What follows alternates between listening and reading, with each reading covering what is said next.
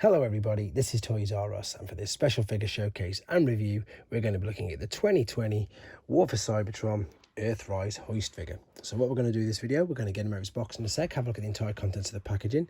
We're then going to have a detailed look at him in both of his modes to help you decide how you want to display him.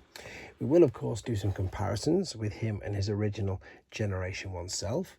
We'll see how he compares with some other Hoist figures that have been released down the Generations toy line, and due to the fact that this video is a bit of a belated review, we can also see now how they've used his mould to make other figures and slight retools as well. So then, quite a bit to get through with you today. So this figure originally came out in 2020, and yeah, I didn't have it at the time. It was one of them figures that I just chose, I don't know why, to just sort of leave it, I think it was. But then, in hindsight, it is one that I should have gone and got, because I went and got a lift ticket and I thought that was fantastic. Before we take him out of the box, I want to again just appreciate this beautiful artwork on the side. I think, as I say, this particular, was it Earthrise? I don't remember Siege doing these beautiful artwork on the boxes. I know Kingdom all had them, and I think Earthrise was the ones that sort of really started it, to be honest. There is the Earthrise artwork from, of course, the Netflix cartoon. And then at the back, we can already see that it's going to take him 20 steps to transform. Right, I'm just going to open this guy straight up. As I said, he already has been opened. Unfortunately, he doesn't have his accessories, but he does have everything else.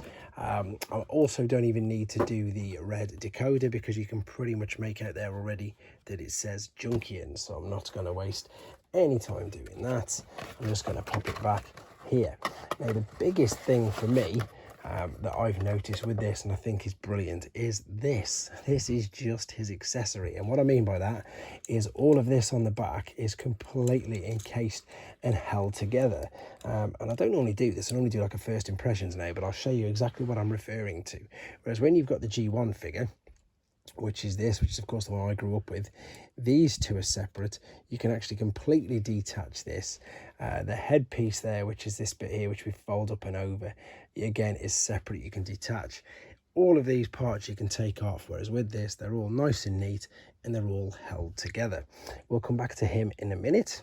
Let's do some first impressions then. So what I like about this guy, and again I really wish I picked him up initially, the attention to detail on him. We've got a little bit of batter damage around here, lovely Autobot logo there, brilliant, as I say, light blue translucent plastic there. The head sculpt is fantastic, it looks great.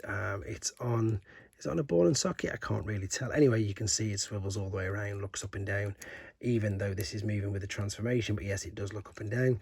Shoulders, there's bicep flexion, there's two movements in the shoulder, there's up there, out to the side. Wrist, is there wrist curl? Let's have a look. Yeah, wrist twist, waist swivel, yep, hips to the side, front, knee bend, ankle tilt and rock. Pretty much everything you would expect from a brand new figure.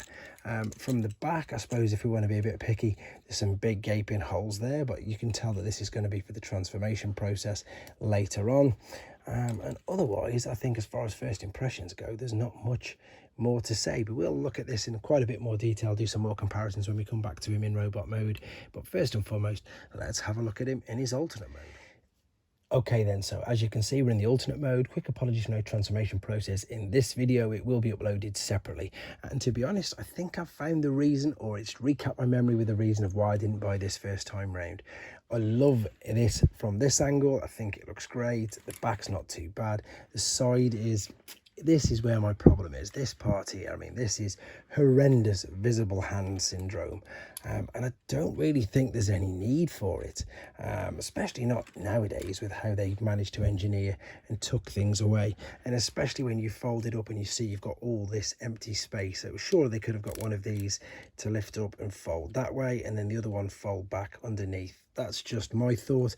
That's what they used to do with the old G1 cars. But yeah, so I've done it from both sides. I've done the folded fist round there, which still doesn't look great, or if I turn it around so you can see with the open fist, which is probably worse. I'm not too sure. It just spoils it. It really does. And luckily enough for me, I don't display in alternate mode, and I'm pretty sure, as I say, that's the reason why I didn't get this first time round. However, Wheels look good. Of course, they spin range. You've got a nice silver deco, bit of touch in there. You've got lovely translucent headlights, nice work on the grille. But again, all this is huge and open and just empty. Good homage with the stripe there on the back and all these bits. So what I mean by with the stripe is there's the original one, and again, it looks pretty much exactly like it, doesn't it? Apart from the fact, obviously, all these bits, as I said, you could sort of fold out separately. This is brilliant, though, and this is what I do like with the back part. So, yes, you've got the toe as well, but what this can do, this is brilliant.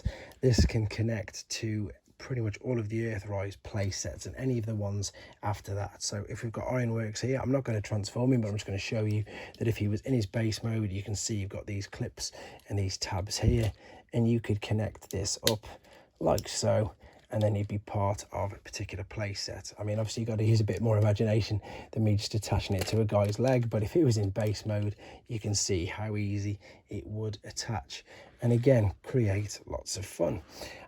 And it'll go right down there as well, so it can be used, as I say, as a tow truck as well. I'm going to fold that back over. As I say, it really does sort of bug me, because there's just absolutely no need for it, not with today's technology and what they've managed to do with so many of their other figures. Right, I think that's enough with looking at him in his alternate mode. What we're going to do, we're going to come back for the final time, do some comparisons, and see how he looks with his accessories. Right then, back for the final time, and he's back in his robot mode, and that is how I'm going to choose to be displaying him. So let's see how his accessory works. It is just a very simple singular arm cannon, and we will literally just pop this into his fist like so. Now, when he's in robot mode, he's got an abundance of 5mm ports, so you can attach other weaponry, fossilizers, battle masters, target masters, anything, to be fair. It's brilliant the fact that you can do all of these little things with him, just to give him that little bit more playability. I've already touched on the fact that I love that there's not so many accessories with him to lose. I just think it's a brilliant touch. We will again have a very quick look at him compared to there, so you can see where the homage is and just how good it is. I know it sounded like I was really sort of knocking him in his other mode, but I just think it could have been done better. And I suppose while we're here as well, I know it's a homage to G1, but this could have perhaps as well just had a little hinge there, folded it all the way up, and then you haven't got this there, just a little hinge there. Surely that would have done and made a huge difference. Again, it sounds like I'm really knocking it, but I do like it. And again, I've obviously liked it enough to go back and buy it 2 years after it originally came out. I think it's a load better than this. This is the last version of him, I think, released. It's an IDW version of him, so it's a Thrilling 30 version, and this is from 2012. So I know it's a different style and I suppose a different sort of look for him, but yeah, this guy is looking, in my opinion, obviously quite a bit better than him. Now, as I say, because this is a couple of years afterwards, what they did first and foremost was they sort of retooled and redecoed, and they gave us Trailbreaker. And then what they did was they just basically redecoed, and they gave us an exact mold, but just different colours. And this is, of course, Lift Ticket. And I think this is one of the reasons why I end up going back and getting him, because I think they do look good together, to be honest. They've still got the same problems with the visible feet, sorry, with the visible hands. But otherwise, oh, they haven't turned these around as well. And you can turn these up as well in both of the figures. So it looks good. Anyway, as I say, I enjoy the figure, even though it doesn't sound too much, but that's again exactly why I went back and brought him. Let me know what you think of him. Is he one that you sort of missed out as well, or maybe have you gone back and got him, or have you always owned him? I hope this helped with your decision if you wanted to get one for yourself. Anyway, keep your ideas and suggestions coming forward, and please take care. Thanks for watching. Like and comment, and don't forget to subscribe.